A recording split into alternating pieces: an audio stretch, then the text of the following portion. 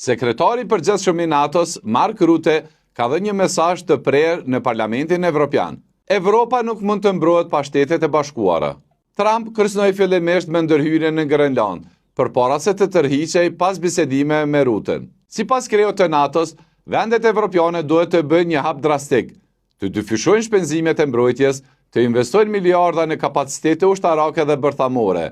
Ndryshe, thot ai, humbin ombrellën bërthamore të SBA-s, garantuesin kryesor të sigurisë. Do ta humbisni garantuesin përfundimtar të lirisë suaj.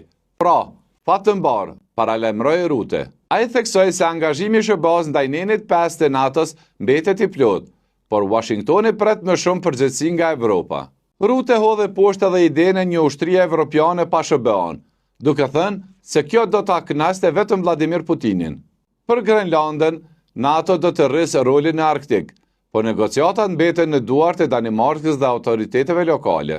Mesazhi final është i qartë: Evropa mund të forcohet, por pa SBA-n mbrojtja mbetet një iluzion.